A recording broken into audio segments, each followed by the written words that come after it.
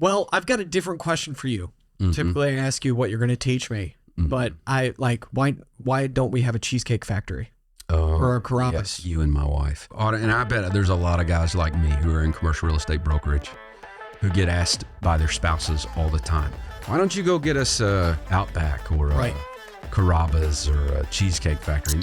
Hey, this is Bo Barron. I'm owner and managing director of Barron Commercial Group and a CCIM instructor. And this is Timmy Barron. I am an actor and a comedian, musician with ADHD.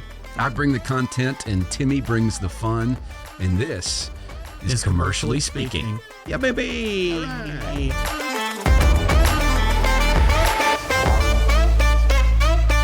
Like my daughter's, one of her favorite restaurants is Outback. She loves to get a steak at Outback. Yeah. And then Carrabba's is sort of the family favorite, except for Maddie. Anytime we're somewhere as a family and there's a Carrabba's, we'll go to Carrabba's. Yeah. And then if it's just Autumn and I, a lot of times Cheesecake Factory, she's like, get us. Like I have the ability to just call up Cheesecake Factory and say, hey, I'm a commercial real estate broker. Why don't we do a store here in Owensboro? Right, right. And the answer is no. Why don't we have a Cheesecake Factory? No. No, yeah. No. It's like, no, baby, I cannot pull that off. And there's a very real reason. Owensboro, population 100,000 people and some change. Therefore, we will never have a Cheesecake Factory. We will never have a Carrabba's. We will never have an Outback unless those restaurants change their requirements or Owensboro grows. Okay, so these restaurants have a population requirement before they go into a town? It's more complicated than that, and it's all about central place theory. And doesn't that sound exciting to talk about? Yeah. Wagner and Loesch in the 1930s, they came up with this concept of central place theory, which basically explains the methodology and the thinking behind a retailer or a company in general on where they'll locate so that they have the best chance of breaking even and then ultimately making a profit. And it's based on three things. One of them is threshold population. The other one is higher versus lower order goods.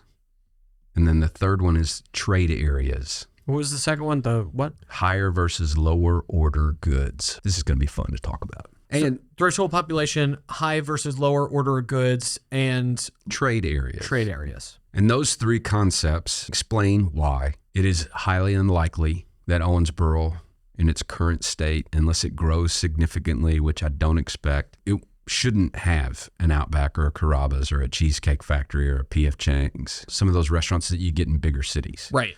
But let me ask you. Yeah. You just moved back to Owensboro from Chicago. Chicago's a place where everything under the sun, any kind of retail chain, they've got a Chicago location. Yes. So what do you miss?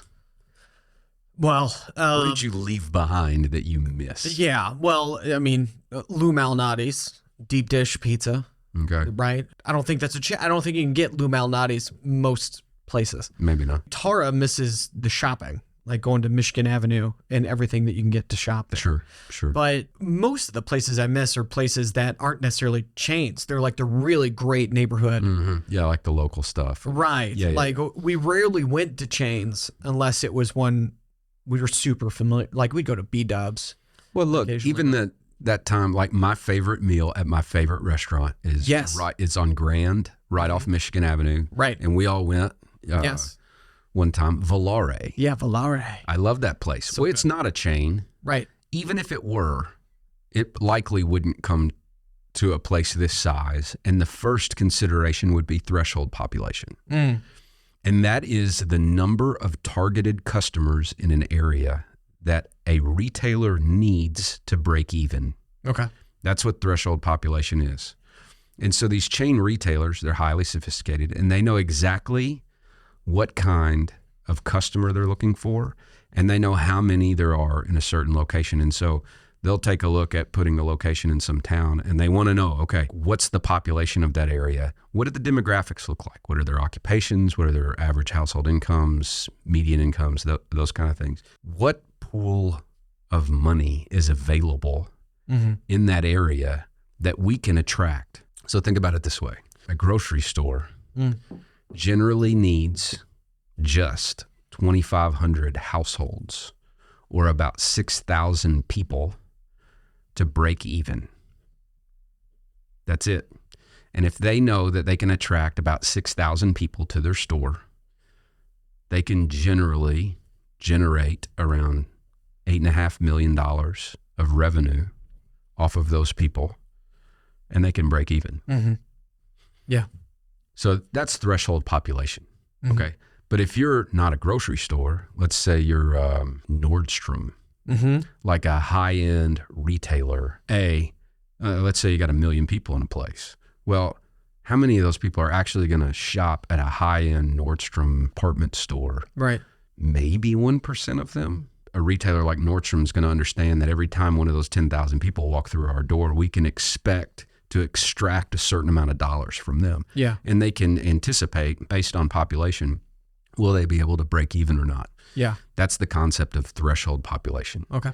So right off the bat, if Outback's threshold population is 200,000 people. What's our population? 109,000, you said? Davis County has about 111,000 people. So if a retailer has a threshold population of 200,000, like, we're not an option for them. Yeah. Now, if you look at Destin, Florida, it's right there on the beach. There's not a ton of people there, but there's a tremendous amount of tourism. So when you go to some of these tourist destinations, mm-hmm. The people that actually live there might be this amount. Right. But with all the people that show up all the time and spend money, right. You count this number and you figure out how many dollars are there to potentially attract. Yeah. And that's the calculation they're going through. Why do we have Old Charlie's and not Outback? Is it just based on the business's threshold population? Yes. Is Outback just way more popular than Old Charlie's? Like, why? So why does Outback have a higher threshold population than, say, Cheddar's? I'm not sure that I know. Yeah. Matter of fact, if you're watching this or listening to this and you know the answer to that, just put it in the comments. Yeah, let us know. Or send us a voicemail on Spotify.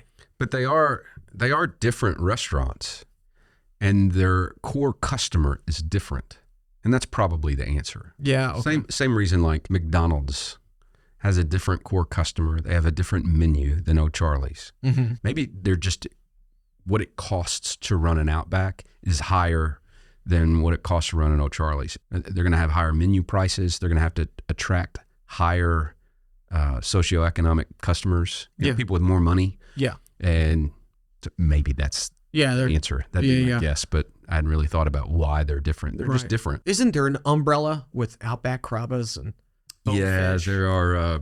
Aren't they all owned by the same? Yeah, there's a lot of companies out there that have a portfolio of, it's not Elon. They have a portfolio of restaurants. So like Red Lobster and Olive Garden are both, what's the name? My good buddy, George Wilson, who's a 102 instructor out of Charleston, South Carolina, he reps for Darden restaurants. That's what. Oh, is that what it is? Darden. So if you look up Darden, you'll see all their restaurants. And so when they want a new location in, South Carolina, like George is their guy. Yeah. And Bahama Breeze, Olive Garden, Longhorn, Cheddar's, Yard House, Olive Garden. See, we got a lot of these. Yeah, but not all of them. Not all of them. So is it per restaurant or per umbrella? Each one of those restaurants has their own specific customer base. Yeah. Yep. Okay. Yeah. And so, you can put a Red Lobster in a town of 50,000 people probably. You can put an Applebee's. You can put an Olive Garden. And look, Olive Garden. Chili's. We hadn't had Olive Garden. Like when I was in high school, we didn't have an Olive Garden. Right. Like we didn't have a chain Italian restaurant here in town. Mm-hmm. And so when we got Olive Garden, it was a big deal.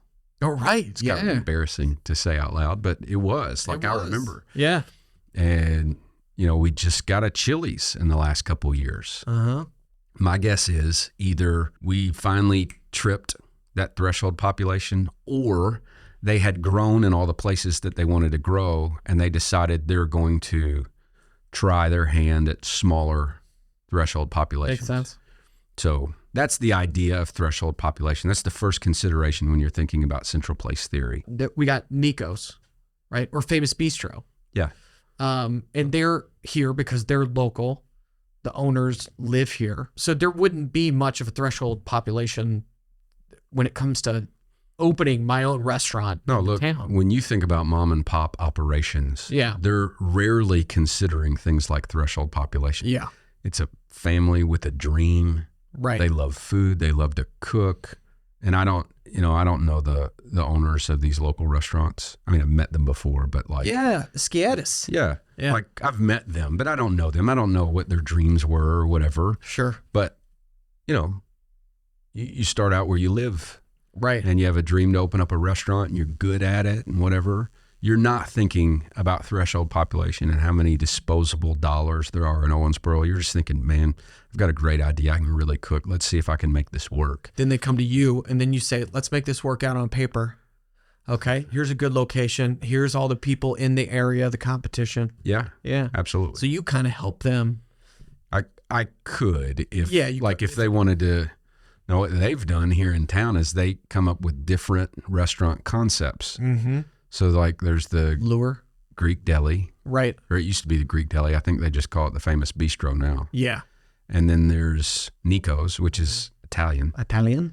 And then there's Lure, which is kind of a higher end restaurant. Like seafood, steaks. You can get a $50 steak there, Right. not the same quality of steak you're going to get at O'Charlie's. The next concept you have to look at is higher versus lower order goods, is likely a concept that you might not have ever heard of before. Mm-hmm. Lower order goods are goods that require a lower threshold population. Okay. So think about the grocery store again. Okay. They have a low threshold population. Most of these grocery stores only need 6,000 people. So the goods that they sell in there are lower order goods. Mm-hmm. Yeah. Think about this. Does Owensboro have an Audi dealership? No, we don't. We don't have the threshold population. Mm-hmm. Therefore, Audis would be higher order goods. Mm-hmm. It's a good that requires a higher threshold population. Yeah, yeah. Okay. You can also think about it this way. Gucci. If you're going to buy an Audi, you've got one in mind. You've seen it. You've the one with the rings. Yeah, that one. Yeah. You've researched it online. How far would you go to get the exact one that you want? Let's say there's one in Louisville. Yeah. Less than 2 hours away from here, about an hour, 40 minutes. Would you go to Louisville to buy it? Yeah, it's like my dream car, yeah. Now, let's say there's one in Chicago. Mm-hmm. That's $7,000 less. Like, would you go all the way to Chicago? Yeah, for the difference of $7,000? Yeah, you might. Yeah. A lot of people would. Yeah. That's a higher order good. Like, you're going to travel to go get it. Yeah. All right. Yeah. Now, take something very, very low order, like diapers. Yeah, okay. Is Birdie still in diapers? Yeah. Okay, so you guys are still buying diapers. Yeah. So picture this. It's Friday night. It's 10 o'clock at night. And Tara says to you, Timmy, we're out of diapers. I need you to go get some diapers. Yeah. How many stores would you drive past to get to Walmart at 10 o'clock at night on a Friday so that you can pay 40 cents less for a pack of diapers? Yeah, I'd go straight to Walmart. For 40 cents? Like you'd drive past 4 other places? Oh, well, you could get those 10 diapers? o'clock at night here, all the places will be closed except for Walmart. So I'm going straight to Walmart. Okay, fine. It's a bad example. But do you get my point? I get your point. Yes. It's like you're not driving past for a 40-cent savings. Right. That's a very low order good. Yeah. So here's the interesting thing when you understand the difference between higher order goods, lower order goods. Something like a regional mall or a big shopping center, right, generally has some of those higher order goods. They're more durable goods. Gucci. You buy them and you keep them for a long time. Mm-hmm. Think of those as very large magnets. Mm-hmm. They're pulling people from a large distance. Louis Vuitton. Yeah, or it doesn't even have to be that. Hey, you think about Owensboro, like the Town Square Mall, which just closed 20 years ago, was a mall with JCPenney and Sears and I forget what else. Aladdin's Castle. Yeah, Aladdin's Castle, right? And it was the biggest magnet in town. Yeah. You can go buy a coat for $200 and wear it for 10 years. That's a pretty durable good, right? And it attracted everybody from the region to South Frederica. And then Walmart relocated down there, and then we got a Target down there, and then we got a Home Depot and a Sam's Club, and it all started to fill out. These are larger footprint retailers with durable goods, high, more expensive stuff. It just added to the magnet. And so it's pulling people from further and further and further. Yeah. Now, if you sell lower order goods, you want to locate by the biggest magnets, because you're going to rely on those big magnets, those higher order goods stores, to bring the people from far and wide, much further away than anybody's ever going to drive to shop in your store full of Diapers or whatever. Right. So when you look at these, convenience strip centers, you see more convenience-oriented stuff. Like Paradise Plaza, we did that pitch deck on that center. Yeah. What's in there? Nails, urgent care. Yep. Peach Cobbler Factory. Yeah, right. Bubble tea. GameStop. We got a bubble tea place. Those are all small magnets. They're all lower order good stuff. Right. And where did they locate? Walmart. Walmart's right behind them, right? Yeah. Walmart's the big. Now Walmart's a grocery store, and they've got some durable stuff. They got a lot of lower order good stuff, but they've got some expensive stuff. They've got some higher order good stuff in there, but it's such a big footprint. It's still a big magnet. Right. Walmart. Yeah. When you think about Michigan Avenue in Chicago, those big retailers, would you expect them to pay higher rent or lower rent than the smaller retailers? Well, higher. Why? Because they're the location they're at, and it's actually the opposite. Yeah. So the big brands, the biggest magnets, actually pay less rent because they bring the people. And the landlords get higher rents from the smaller shops. Like, what do you think Target's paying per square foot in rent out on South Frederica? It's going to be a lot less than the H&R Block of 1,200 square feet that's right next to it. Right. They might be paying $7 a foot. I have no idea. Yeah, but it's going to be a lot lower than the $20 or $24 a square foot that H&R Block is. Yeah. So the higher order goods places generally pay less rent. They bring the people. Yeah. And then the small shops pay higher rent. It's almost like marketing in a way. It's like, if we can get Target in here, there's our sign to bring people over to this area. Oh, yeah. Right? Yeah. Yeah, totally. Yeah. Great. Wow. That's messed up. No, it makes perfect sense. It makes sense, but it does make sense. But Target should be able to afford higher rent. So why wouldn't they? It's not about affording. It's about who brings what value to the development. Is the developer and the landlord, are they happy to get Target at a lower rent? Yeah. Absolutely, because now they can lease out all their other space. Yeah. It works for everybody. Yeah. Sorry, the liberal in me was like, what? They make more money, they should pay more rent. But if they paid more rent, you'd pay more for everything in their store. You would bear the cost of that. Target's still going to make theirs. They're just going to charge more for everything in the store if they paid higher rent. So it really works out for the consumer too. Yeah. Now, have you ever heard the term agglomeration? No. It's one of these, and I get annoyed by this. Agglomeration. It means clustering. Just say clustering. That's what I say. But when I teach these classes, I have to use the fancy terms. Agglomeration means clustering. So think about this.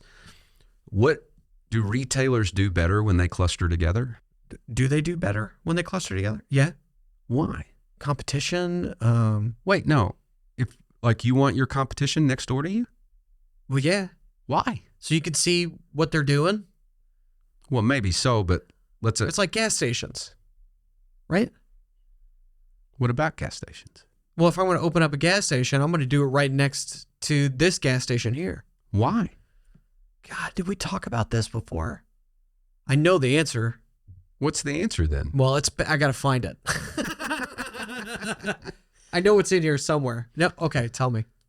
Look, gas station's probably not a great example of what I'm talking about, but think about restaurants. Yeah. Okay. You might want to go right next to your biggest competition and 10 other restaurants in the same area, because when you combine the force of the magnets, it pulls more people to that area, and these restaurants will gain more customers agglomerating with all their competition because more people will just go to the area.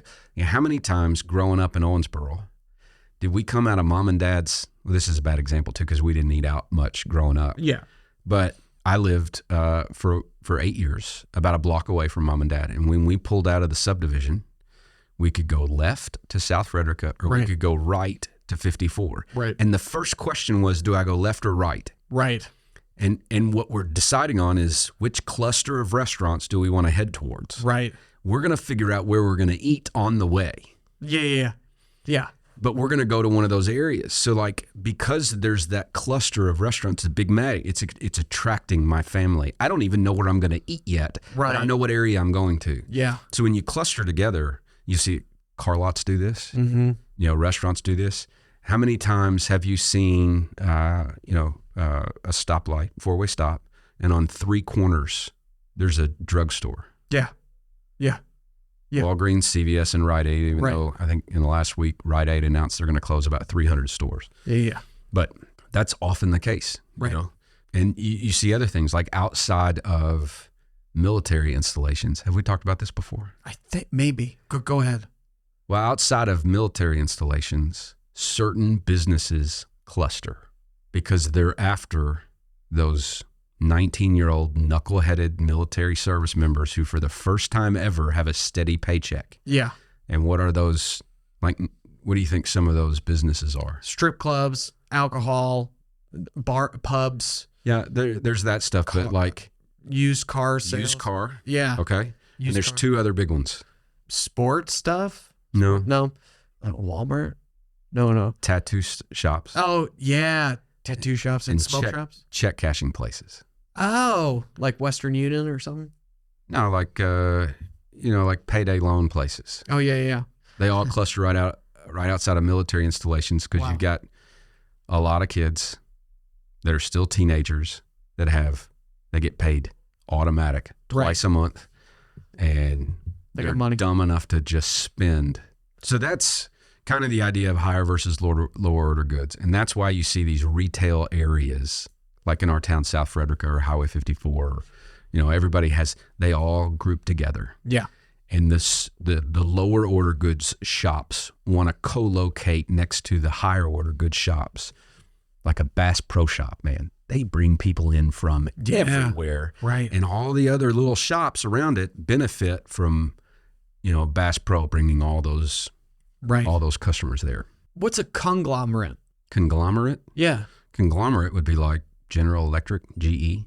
It's like a big company that owns a bunch of companies. Oh, gotcha. They do everything from, appliances to jet engines to medical conglomerates. Like conglomerate. But you call this a agglomerate? Agglomeration. Agglomeration is another way to say clustering. And I guess it just makes you sound smarter. Yeah.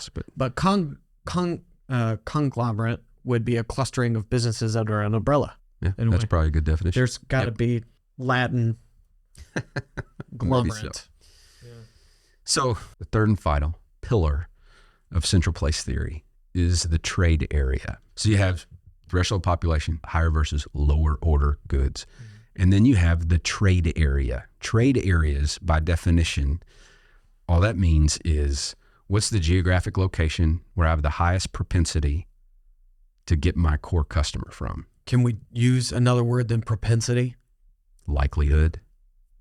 Just say likelihood. Well, I was trying to remember the actual definition. Great. So a primary trade area for a retailer is where do they get about 60 to 80% of their customers? What geographic area? Right. Secondary trade area, it's like beyond that, where am I going to get 20 to 30% of my customers? Sure. And beyond that, the tertiary trade area is where do I get 0 to 10% of my customers? Right. But the idea of the trade area is simply like, okay, if I put a store here, what, like Starbucks knows, like we got about 10, 15 minute drive time. Yeah. Is what people are going to go to where that's where my core customer is going to come from.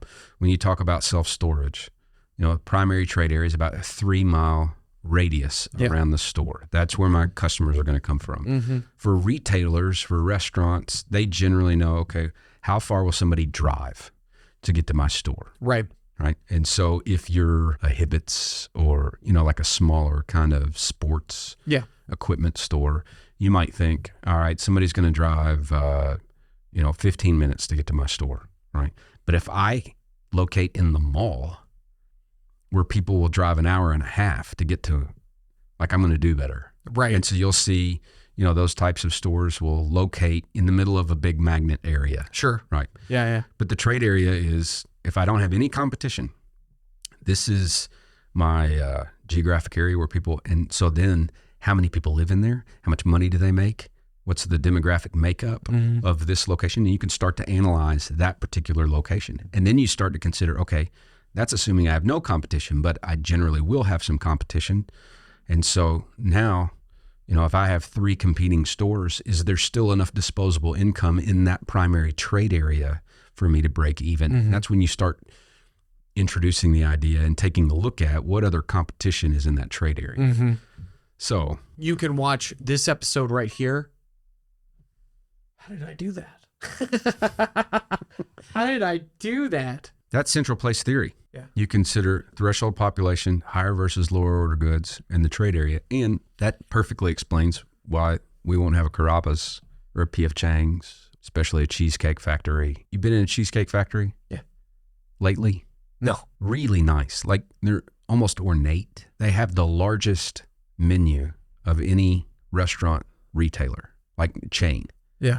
Just pages and pages and pages. Like, they're known for having a massive menu, which means they got to have all kinds of ingredients and stock in the back, and they have to be ready to make all these different things. Larger kitchen, big bar, like everything about the model for Cheesecake Factory is more expensive than an Applebee's. So they're going to need way more people who are willing to spend more money per dish, but it's still a chain, so they can't go premium pricing like you would at maybe a Ruth's Chris or, the local fine dining restaurant in some larger city. Lure. Like, you can't go that high because you're not competing with them. You're still a chain.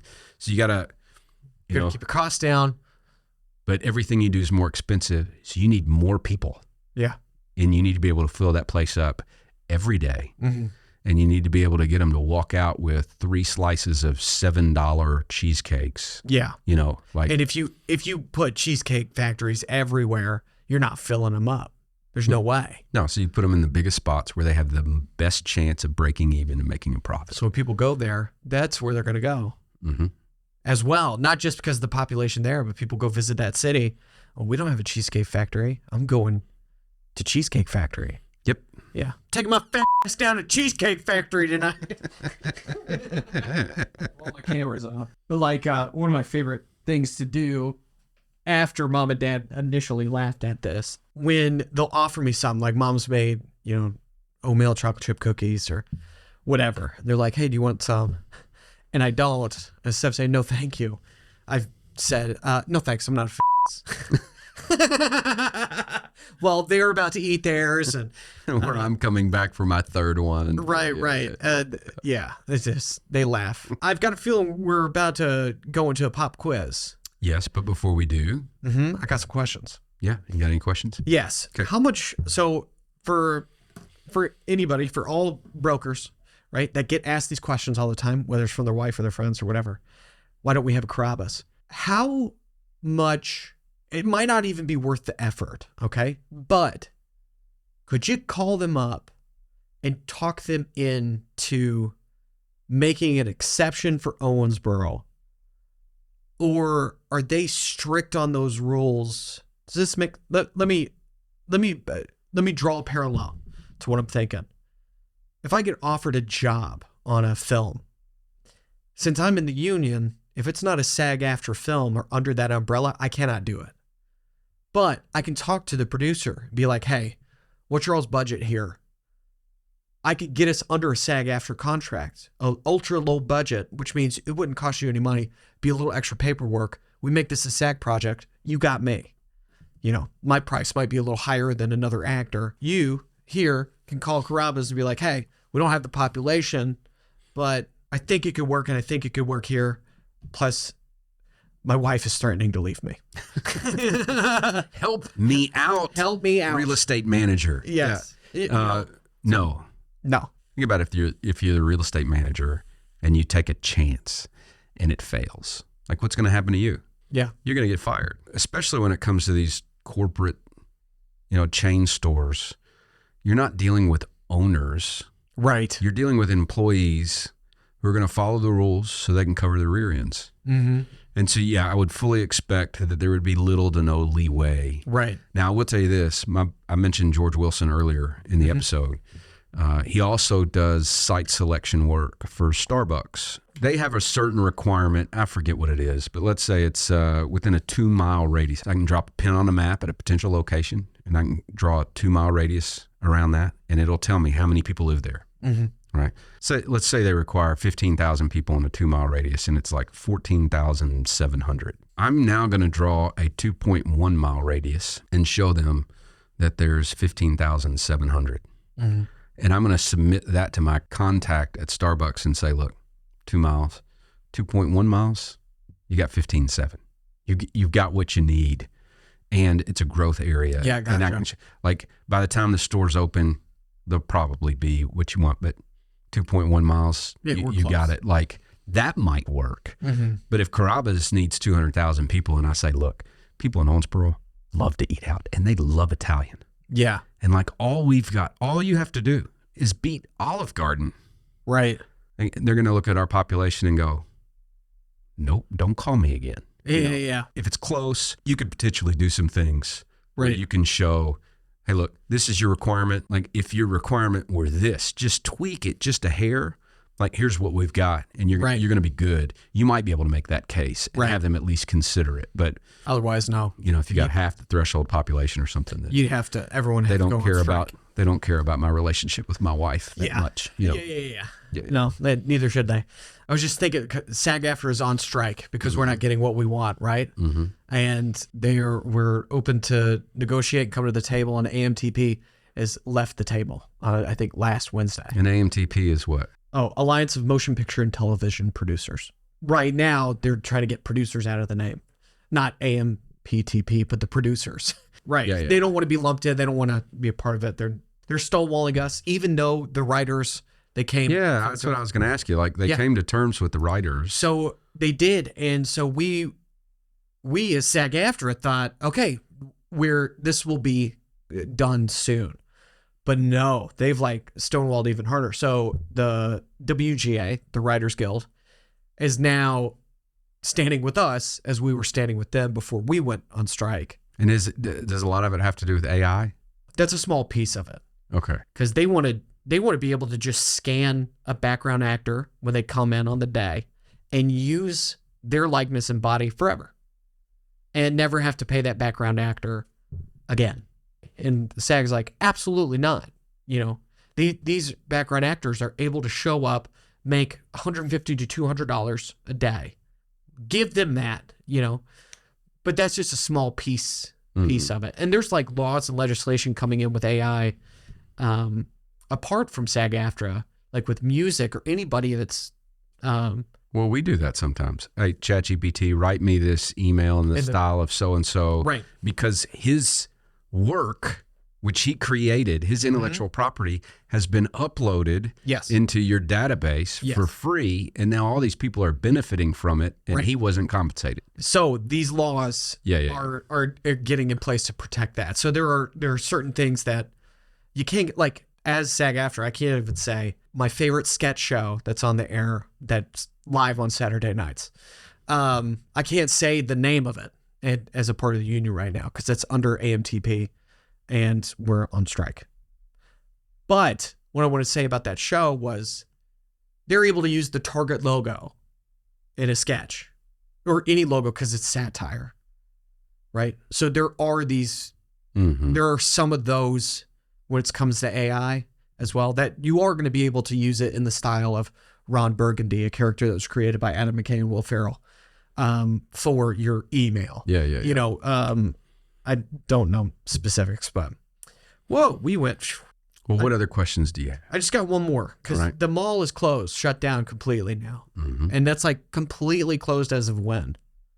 Oh, like a couple weeks ago. Any store that had an exterior entrance could remain open. Oh, gotcha. The rest of it, what happens to the rest of the building? Yeah, a lot of talk these days. And what do you do with the malls? A church. You turn it into a church. Well, it could be. It might be a church, but like Probably not. The malls and the super regional malls had just been, they were getting crushed before COVID. COVID put them out of their misery.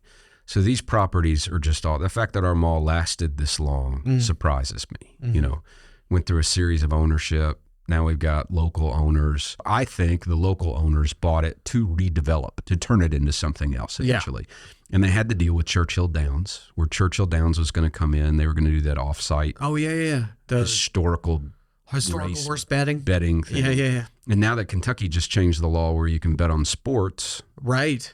You know. Seeing ads for that like crazy. Oh, like crazy. It's crazy. Yeah. That and the political ads. About all you see on TV now. Yeah. But because Owensboro has, you know, smoking ordinance that they would not give an exception to Churchill decided not to do that deal and bought some land outside of town. And so they're still going to do what they want to do, but they went out in the county so that their patrons can smoke. Yeah. So we still have an empty mall, basically. Now they shut it down. Planet Fitness has taken a portion of it. But here's the thing with the malls. To your question is you have large buildings, right, in really good locations that are overparked. Like they have more parking. What do? You attract high density uses. A gym is a great example of this. And you got Planet Fitness going in there. Right. Call centers, any of those kind of high density office uses where you got lots of people in cubicles, you get a lot of parking for that. They just rezoned part of it to light industrial, just one piece of that building. Yeah. Which means they're going to do what? They're going to have a warehouse, just distribution? No. Industrial. What? They're going to do climate control self-storage. Now, I don't know that for a fact. Oh, but when I see you taking a retail space like that. Yeah. And turn it into light industrial, it makes me think you're just going to throw hallways and units in there, which is pretty cheap. You've already got the infrastructure and the climate control portion of it. And so throw up a hallway system and a bunch of sheet metal and, you know, it's an inexpensive redevelopment space. So I bet there's going to be climate control self-storage. But you're just looking for those types of uses. Doesn't have to be retail at all. The zombie apocalypse location, right? For movie location, zombie apocalypse. Oh, like if somebody were to shoot a movie? Yeah, sure, great. Yeah. All these malls are going to be redeveloped. They're just not going to be worth what they were worth in their heyday, which means lenders and previous owners, and they're all going to have to take a haircut.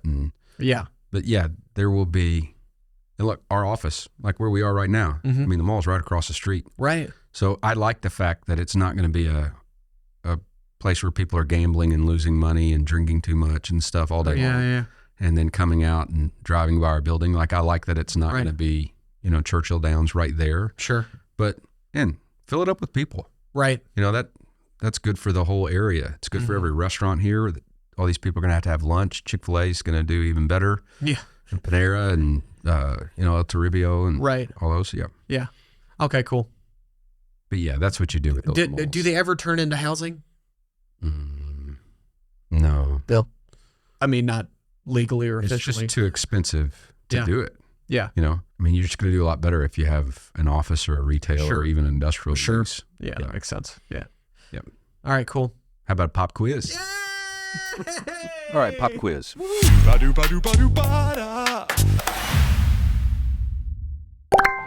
Question 1.